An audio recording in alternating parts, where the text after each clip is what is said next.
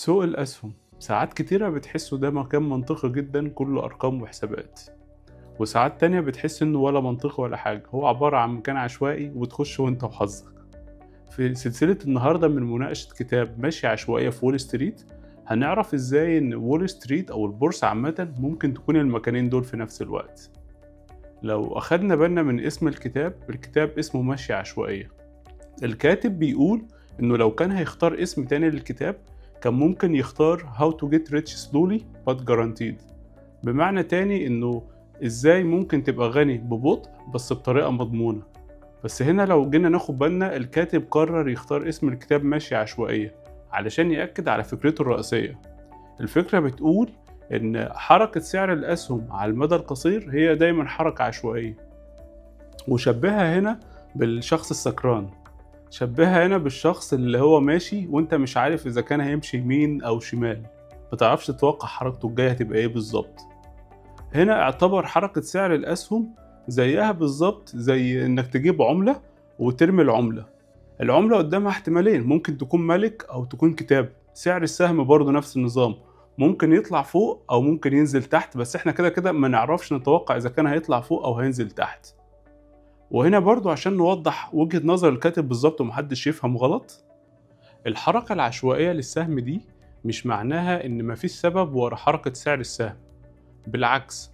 السبب هنا إن في معلومات كتيرة جدا بتظهر من وقت للتاني، معلومات مثلا زي الشركة الفلانية حققت أرباح ضخمة من منتج معين، أو معلومات سلبية مثلا زي إن في فضيحة مثلا عن السي او بتاع الشركة.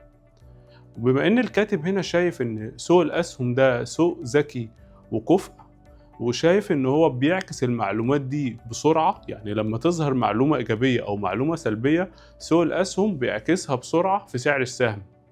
هنا بقى المعلومات الكتيرة اللي بتظهر دي بتبقى هي سبب الحركة العشوائية للسهم. في الفصل الأول من الكتاب الكاتب بيقول لنا إن المحترفين بيستخدموا طريقتين لتحديد سعر السهم. الطريقة الأولى طريقة الأساس الصلب أو ما تسمى بالفيرم فاونديشن. الطريقة التانية طريقة القصر في الهواء أو كاسل اير. لو حبينا نبدأ بالطريقة الأولى، الطريقة الأولى من اسمها كده الأساس الصلب، دي بتدور على حاجة ثابتة وملموسة. فكرتها إن كل شركة أو كل سهم ليه قيمة جوهرية خاصة به، والقيمة دي ملهاش علاقة بسعر السهم اللي بيتحرك كل ثانية على الشاشة. وهنا باختصار تقييم السهم أو الشركة زيه بالظبط زي تقييم العقار، يعني علشان نحدد سعر العقار بنروح نشوف إيه هي تكاليف إنشائه، وإيه هو الإيجار المحتمل من العقار ده، وإيه كمان أسعار العقارات اللي في نفس المنطقة وشبه العقار بتاعنا. بنفس الطريقة المحلل المالي بيروح يبص على حاجات تانية زي إيه هي الأرباح الحالية، وإيه هي الأرباح المستقبلية، وإيه هي نسبة الديون. وفي الحالة دي إحنا نقدر نعتبر إن الإيجار اللي ممكن ناخده من العقار زيه بالظبط زي الأرباح اللي الشركة دي بتجيبها. السؤال بقى اللي هيجي في بالنا، لو تحديد سعر الشركة زيه بالظبط زي تحديد سعر العقار، طب ليه المحللين الماليين ما بيوصلوش لنفس النتيجة، أو على الأقل نتيجة قريبة؟ السؤال ده فعلا سؤال منطقي، وعشان نجاوب عليه لازم نعرف إن أهم عنصر في المعادلة هنا هو الأرباح المستقبلية، ومين يقدر يتنبأ بالمستقبل بيقين 100%. وفي النهاية الكاتب شايف إن نظرية الأساس الصلب نظرية منطقية جدا، بس عشان في احتمالات كتير النظرية دي تطبيقها مش سهل، ومن وجهة نظر الشخصية إن الاحتمالات دي هي فعلا اللي بتصنع الفرص. وهنا بقى بيجي دور النظرية التانية، نظرية القلعة في الهواء. النظرية دي هي العكس تماما من نظرية الأساس الصلب. الكاتب هنا بيقول لك انسى بقى كل جداول الإكسل والحسابات دي، النجاح في الاستثمار بيعتمد على حاجة واحدة، وهي إنك تتوقع سيكولوجية الجماهير. بمعنى إيه؟ إن السهم اللي أنا هشتريه النهاردة هلاقي حد بكرة يشتريه مني بسعر أعلى ولا لأ. والكاتب هنا عشان يوضح النظرية دي شبهها بمثال إن مسابقات الجمال اللي كانت في الجرايد زمان. النجاح في المسابقة دي كانت هي إنك تختار أجمل وش. بمعنى إيه؟ إنك تختار الوش اللي كل الناس هتتفق عليه إنه الأجمل بغض النظر عن وجهة نظرك الشخصية.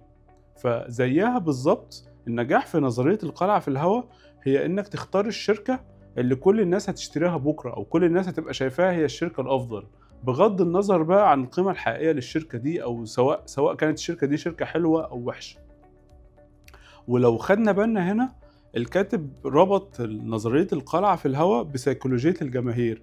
في الشابتر الثاني الكاتب سماه جنون الجماهير، علشان يأكد على فكرة إن النظرية دي هي السبب الرئيسي لحدوث الأزمات الاقتصادية، وبيكلمنا عن أشهر 3 أزمات اقتصادية في التاريخ. القصة الأولى معانا قصة في قمة الغرابة، قصة زهرة التوليب في هولندا. إيه اللي يخلي زهرة تسبب أزمة اقتصادية؟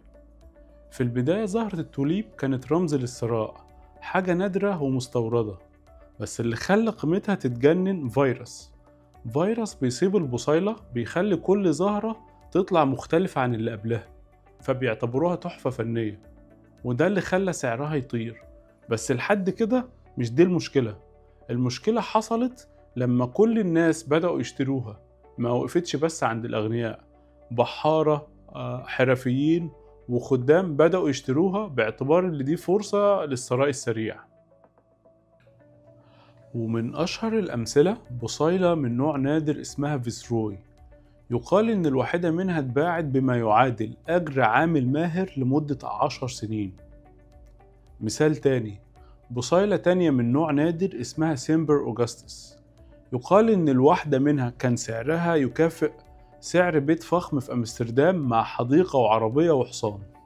فتخيل معايا بقى انتشار القصص دي، عمال كتير للأسف باعوا عدة الشغل بتاعتها، وناس تانية باعت بيوتها وأراضيها واشتروا بدلهم زهرة التوليب على أمل إن سعرها يتضاعف في خلال أسابيع. بس المشكلة هنا إن في يوم عادي في مزاد الزهرة دي اتعرضت ومحدش اشترى. الخبر ده انتشر إن مفيش حد عاد بيشتري. للأسف في ظرف أسابيع بس الزهرة دي خسرت أكتر من 99% من قيمتها. ناس كتيرة خسرت بيوتها، وناس كتيرة فلست، وناس برضو انتحرت. بس في النهاية خالص الاقتصاد الهولندي خد ضربة قوية، والناس اتعلمت الدرس، أو نتمنى أن الناس تكون اتعلمت الدرس. وبما أن الذاكرة البشرية قصيرة جدا، خصوصا لما الموضوع يتعلق بالطمع، أو زي ما الفيلسوف الأمريكي من أصل أسباني بيقول: من لا يتذكر التاريخ محكوم عليه بتكراره. القصة دي اتكررت تاني، قصة القلعة في الهواء اتكررت تاني، بس المرة دي في انجلترا بعدها بحوالي 100 سنة. والبطل هنا شركة اسمها شركة بحر الجنوب. القصة بدأت إن إنجلترا أو بريطانيا كانت غرقانة في الديون بسبب الحروب. جيت الشركة دي وعرضت على الحكومة إنها تتكفل بكافة الديون، في مقابل إنها تاخد حقوق حصرية للتجارة مع المستعمرات في أمريكا الشمالية. وبعد كده الشركة دي طلعت قصص خيالية ملهاش علاقة بالصحة، بتقول إن المستعمرات دي مليانة مناجم فضة وذهب وخلافه. فتخيل معايا بقى القصة اللي بتتحكي. القصة بتقول إنك ممكن تبقى غني جدا بطريقة سريعة بسبب مناجم الفضة والذهب وخلافه، وفي نفس الوقت انت هتكون بتخدم بلدك علشان بتساعدها انها تسدد الديون اللي عليها. فناس كتيرة للأسف صدقت الفكرة دي، وسعر السهم طار من 128 جنيه استرليني ل 1000 جنيه استرليني في ظرف شوية شهور قليلة. كل الناس دخلت من النبلاء للخدم. والنقطة الرئيسية اللي بيأكد عليها مالك هيل هنا إن أعظم عقل علم ساعتها وهو السير إسحاق نيوتن وقع في الفخ ده. يقال إن نيوتن اشترى السهم ده في الأول وحقق أرباح كويسة، وبعد كده باع، لكنه فضل يراقب السوق وشاف الناس اللي حواليه، شاف جيرانه وأصحابه كلهم بيحققوا مبالغ ضخمة. فتخيل معايا ده ضغط اجتماعي رهيب إنك تشوف كل الناس اللي حواليك بتعمل فلوس وإنت لأ. فبعد كده هو قرر يخش السوق تاني، ودخل واشترى السهم ده. وللأسف في سبتمبر 1720 الفقاعة دي انفجرت والحفلة دي انتهت، وناس كتيرة جدا خسرت فلوسها، وأولهم نيوتن، وناس تانية انتحرت. طيب، زي ما اتكلمنا في البداية عن فقاعة زهرة التوليب في هولندا في القرن ال17، بعدها اتكلمنا عن فقاعة شركة بحر الجنوب في انجلترا في القرن ال18. دلوقتي هننتقل للعصر الحديث في أمريكا في القرن ال20 بعد انتهاء الحرب العالمية الأولى، أو ساعتها كانت تسمى بالحرب الكونية، لأن ما كانش في حرب عالمية تانية. كان في ساعتها ازدهار ورخاء اقتصادي رهيب، عربيات وراديو وكهرباء، حاجات أول مرة الناس تشوفها. وكان في إيمان عام إن أي حد ممكن يبقى غني من وول ستريت. ببساطة كان ممكن تشتري السهم ب10% بس من قيمته، بمعنى إن ب$1000 بس ممكن تشتري أسهم بقيمة 10,000. يعني كده بالظبط كأنك بتحط فلوسك على صاروخ. لو السهم بتاعك طلع 10% بس ممكن تحقق أرباح 100%. طب لو للأسف السهم بتاعك خسر 10%، انت كده بتخسر كل فلوسك. المشكلة ان كل الناس كانت شايفة الصاروخ وهو طالع لفوق بس. الناس بقت مقتنعة ان اسعار الاسهم بقت مرتفعة وهتفضل مرتفعة، ودي في الاساس علامة خطر كلاسيكية، ان this time is different او هذه المرة مختلفة. الظاهرة التانية اللي كل الناس بقت تدي نصايح في اختيار الاسهم، سواقين التكاسي، مساحين الأحذية، كل الناس شايفة الأسهم طالعة وفاكرة إنها هتفضل طالعة كده على طول. بس للأسف في أكتوبر 1929 حصلت الكارثة، أو ما يسمى بالكساد العظيم. في خلال 3 سنين المؤشر خسر أكتر من 89% من قيمته، واحتاج 25 سنة. تخيل معايا، احتاج ربع قرن علشان يوصل بس لنقطة الصفر تاني. في جيل كامل كره كلمة أسهم بعد الأزمة دي.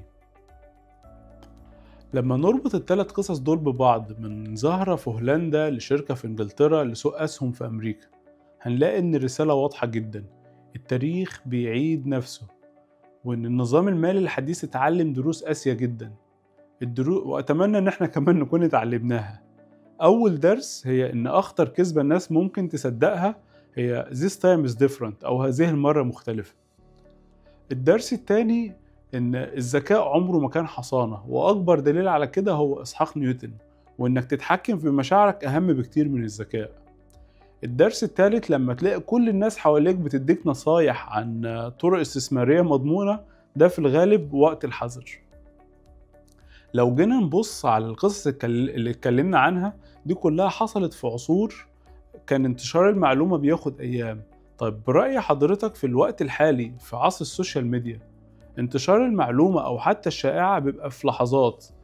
برأيك هل إحنا كبشر بقينا أكتر حكمة ضد الجنون الجماعي ولا العكس؟ وشكرا لحضراتكم.